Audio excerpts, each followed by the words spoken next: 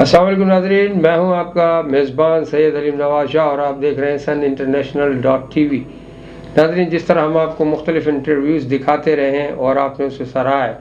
اور اہم انٹرویوز ہیں، اور اس وقت بھی ہم آپ کو پولیس سے متعلق چیف CLI جو چیف لا انسپیکٹر کہلاتے ہیں، اور یہ آپ ایک سینئر آدمی ہیں اور آپ کا انٹرویو دکھا رہے ہیں کہ کیا آپ نے پولیس والوں کو تعلیم دی، آپ کے شاگرد کئی SHOs لگے ہیں، کئی DSPs ہو گئے ہیں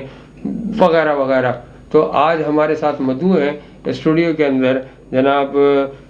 فضل صاحب، تو آپ ان کا انٹرویو ملاحظہ کیجیے۔ فضل صاحب، السلام علیکم فضل صاحب۔ وعلیکم السلام۔ جناب فضل صاحب، آپ کو پولیس میں جانے کا شوق کیوں ہوا؟ کیا آپ کو مجبوری لے گئی تھی یا آپ خود خوشی سے گئے؟ اور آپ نے کتنی کار سرکار، کتنے سال آپ نے کار سرکار انجام دی پولیس میں CLI کی حیثیت سے؟ آپ کا سوال بڑا دلچسپ ہے۔ مجھے بچپن سے ہی شوق تھا پولیس ڈپارٹمنٹ میں آنے کا، اور یہ ایک شوق مجھے یہاں لے کر آئی ہے، اور میں یہ کوشش کرتا تھا کہ جرائم کے روک تھام اور یہ جو کچھ ہے شہر کے اندر، یہ کس طرح سے روکا جائے گا۔ آپ نے لا انسپیکٹر کی حیثیت سے کتنے سال خدمات سر انجام دی؟ میں نے 11-12 سال تک لا پڑھایا ہے، اور پولیس ٹریننگ سعید آباد میں سب سے پہلے میں پڑھایا۔ اس کے بعد میری خوش نصیبی تھی کہ میں سکرن ٹریننگ سینٹر گیا، وہاں میں نے لا پڑھایا، وہاں ایز اے ایڈمن آفیسر گیا تھا۔ لیکن میری دلچسپی کیونکہ لا میں زیادہ تھی کہ میں لا پڑھا کے اپنے پولیس والوں کو جو ہے ایک نالج دوں، تو وہ نالج کی وجہ سے میں وہاں لا بھی پڑھاتا رہا۔ جناب، آپ کو جہاں آپ لا پڑھاتے ہیں، جہاں آپ کا ٹریننگ سینٹر ہے، وہاں آپ کو اسپیشل الاؤنس، کوئی سہولیات، کوئی ایسی چیز دی جاتی ہے؟ جی ہاں، میرے زمانے میں تو ایسا تھا کہ وہاں 20% ملتا تھا، لیکن اب جو آنے والی اس وقت جو نفری ہے ان کو تو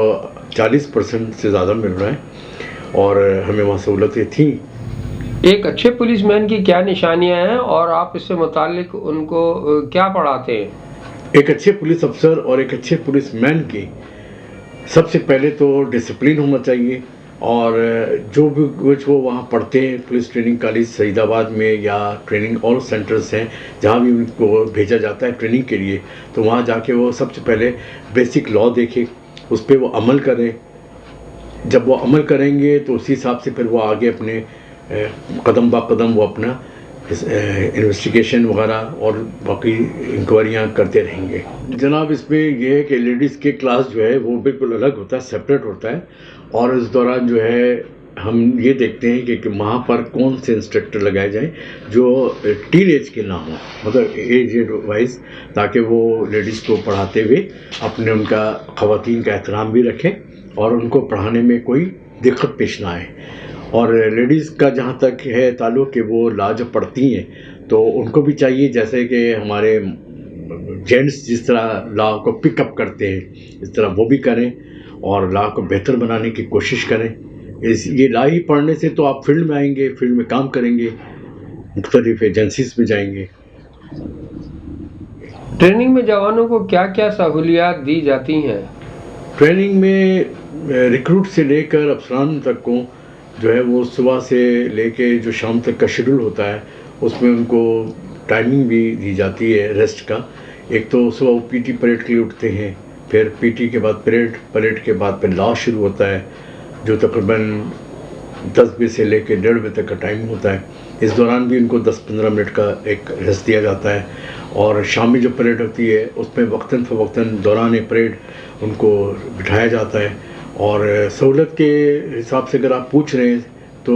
ان کو ہر چیز دی جاتی ہے۔ اب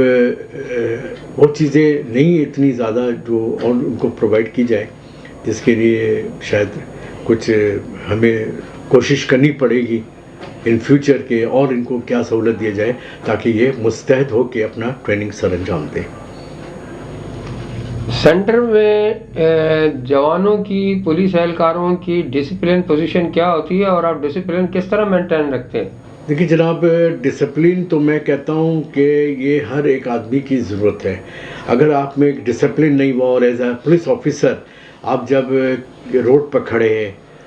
چاہے وہ آپ ٹریفک کی ڈیوٹی کر رہے ہوں یا کالی وردی میں آپ اسلیپ چیکنگ کر رہے ہیں، تو آپ کو ضروری ہے کہ آپ اپنے آپ کو ڈسپلن کے اندر رکھیں، اور جب آپ کسی بھی شہری سے بات کریں تو اس کو یہ پتہ لگے کہ ہاں یہ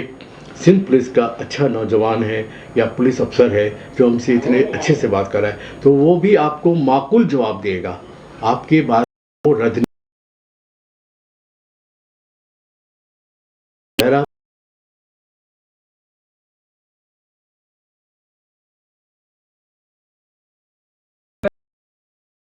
کہ کوئی حالت اچھی نہیں ہے، کوئی جس طرح کے ہونے چاہیے معاملات کیا ہیں یہ؟ جناب، جہاں تک انویسٹیگیشن کے حوالے سے آپ سوال کر رہے ہیں مجھ سے، تو میں یہ کہوں گا کہ وہاں کچھ ان کو فیسلٹیز ملنی چاہیے جو کہ نہیں مل رہی ہے،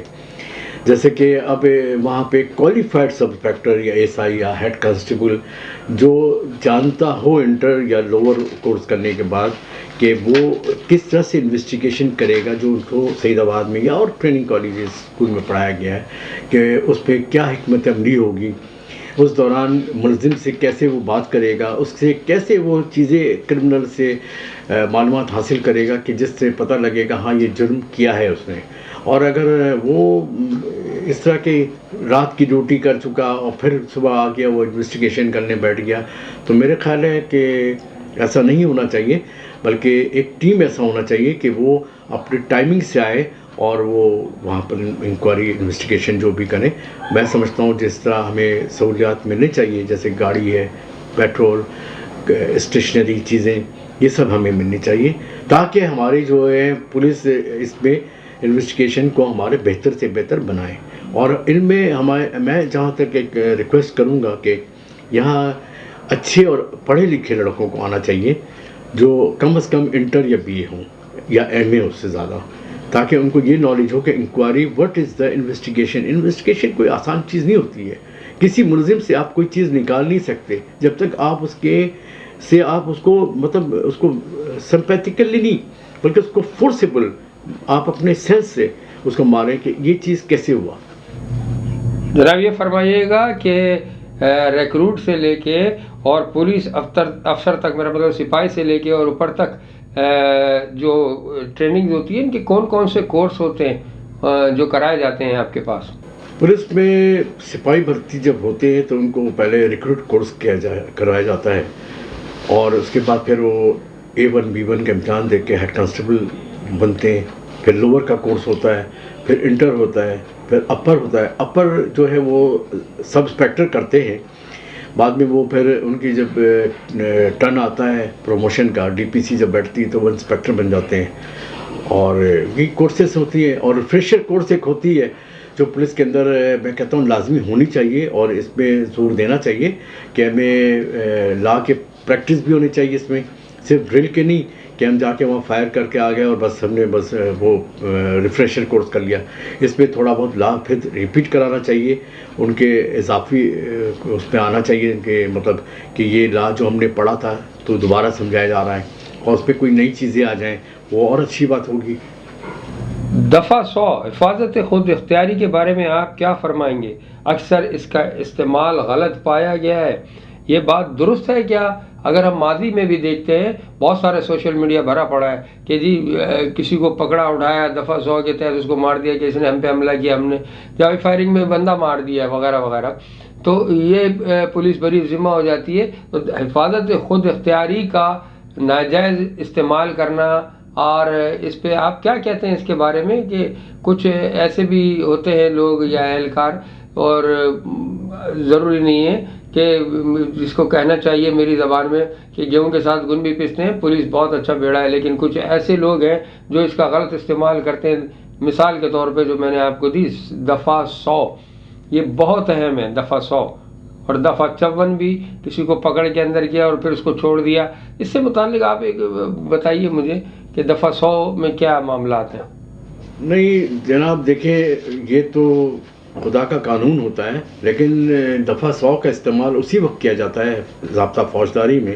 جب آپ کے ساتھ کوئی ایسا واقعہ پیش آ گیا جہاں آپ کو اپنی دفع کرنی ہے، وہاں پر آپ دفعہ 100 کا استعمال کرتے ہوئے اس شخص کو